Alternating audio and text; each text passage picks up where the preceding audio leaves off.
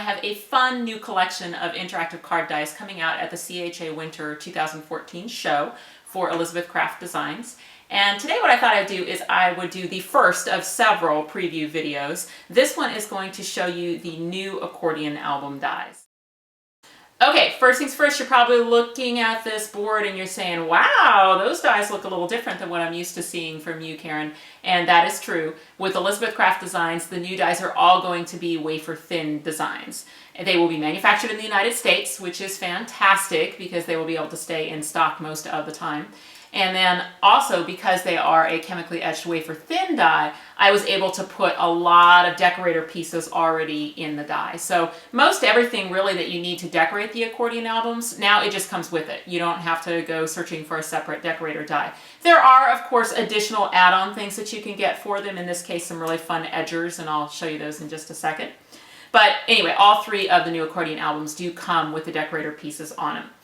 But when they come out of the packaging, they're going to come like this. So all of those pieces are still going to be joined together. And your first job is going to be to snip them apart so that you'll get all of your individual dies with each set. So here's the circle one. You can see it would come in the packaging like this. And then after you snip it into its parts, you'll have a big accordion album and then 5 little nested decorator circles and scallop circles. So that's would be a great value for you. Okay, time to make a project. This one I'm going to use this circle album, but they all go together the same way. And when you first purchase an accordion album, your first job is to snip them, and I promise you, snipping is easy. Okay, what do you use for snipping? My favorite is to use like a little pocket nipper tool. It has to have a pretty thin tip to be able to get in between the dies, but that makes it super easy. You just go in there and snip them. You might try some of your very strong scissors. They could possibly be strong enough to go in there and just snip. Those little connection points are very small. Sometimes they're the type where you could even just bend the die back and forth and they'll just break on their own. But basically you just want to separate the accordion album from the decorator dies first. You know, you get choices because these are not snipped apart yet. You could choose not to snip a couple. Let's say that you love that scallop circle inside that circle, perfectly lined up every single time. You don't have to nest them together again. Just leave them connected together. But of course you can separate them all into their individual dies as I've done here. And then you will end up with 5 decorator dies. And after snipping, it's time to make a project. I like to use cardstock for the actual album pages. It just makes the album a little sturdier. And this is not to say that you cannot do some patterned decorating of those pages. I'll show you how in just a second. But first things first, let's cut a page. It does not matter which machine you use, any die cutting machine that will accommodate a wafer thin die. In this case, I'm using a Sizzix Big Shot and the magnetic platform. When that comes out of the die, what it's going to have cut is a single page to the accordion album, and you can cut as many of those pages as you would like and string them together, so there's really no limit to the length of your album. Let's talk about some ways that you might embellish your album, and the first one is just to take advantage of the ejection holes that are on the die, run it back through and emboss them. So in the case of the circle album, the ejection holes are laid out in a stitched pattern. So when you do not run it back through, just a single pass, you'll just get a flat page. If you run it back through using whatever sandwich you're used to using with your machine for embossing, so I won't go through all of them. With the Sizzix Big Shot, you'll use the silicone and impressions on tab 1 in place of one of your cutting pads. What that silicone will do is it'll press that paper down through those ejection holes and leave you with this raised embossed stitch pattern. You see that the stitches look really nice just tone on tone like that, but you can also use the dies as stencils, and that can be done whether or not you've embossed the stitches. You can also just use it as a stencil, but in any case you'll just mask off your circle so that you don't get ink on it. I used Post-it notes for that, and then just sponge some ink through it to highlight those stitches, and now you'll see you'll get a look that looks something like this. It's also really easy to change the color of the outer frames by using pattern paper. You just run it back through the die again, and all you need to do is snip out the little circle spinning mechanism in the middle of that frame. And then of course you'll also need to take out that tab on the side because you won't need it. You're just trying to make a decorator piece. I always suggest as you're cutting that tab off, just go ahead and cut a little bit inside the fold, and that way it'll stay out of the fold of your album. Just make sure that side that's a little bit shorter is right up next to where your fold is going to go in your finished album. Similarly, if you would like to change the entire circle color for one of the pages, you can do the same thing. You can just snip off the top and the bottom mechanism and that side tab, and then what you're left with is a circle that will perfectly cover one of the pages to change the color. Another option you have for decoration is the edger dies. Those are sold separately. In the case of the circle album, it's a pack of 3, and you're just going to snip them apart like you would with any of the dies.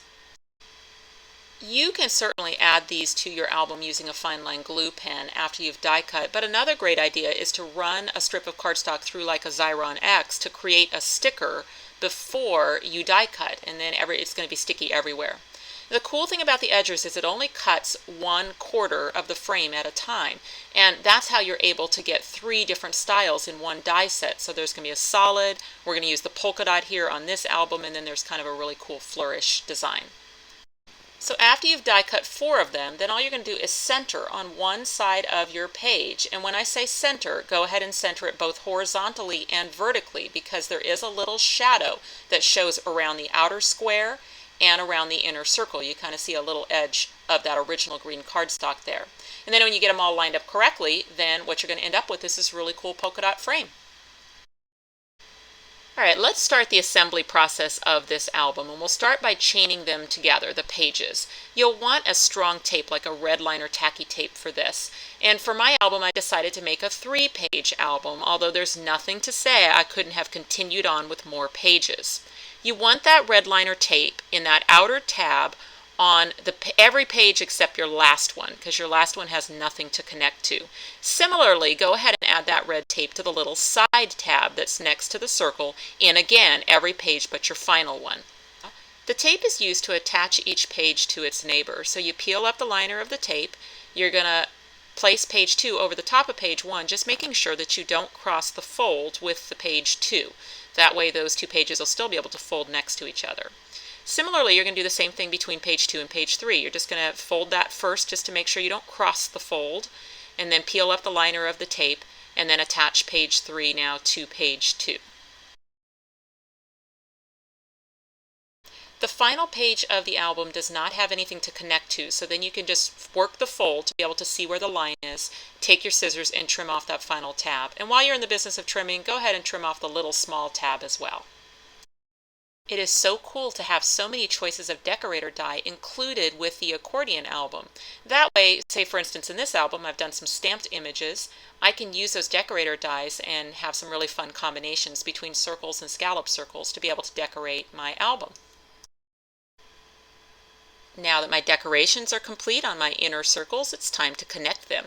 I'm going to peel up the little tape that's on that little side tab, and my first step is to lift the album up and train the big square frames to fold valley and then mountain. And if I had additional pages, I would continue to alternate. The little side tabs are what connect the circles to each other. So you just bring circle 2 over to circle 1 and press it to that exposed tape. Same thing, circle 3 goes to circle 2. And you'll see that the circles travel right through the album. So they go on top of the valleys and behind the mountains, and you would continue just to alternate if you had additional pages.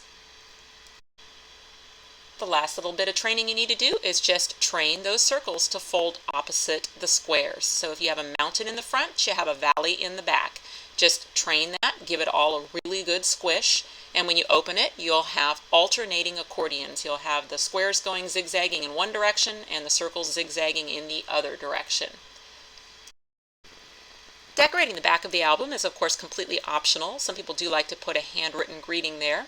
I like to add one of those decorator circles because that will sandwich my little tab in between 2 layers, really just kind of helps hold it together.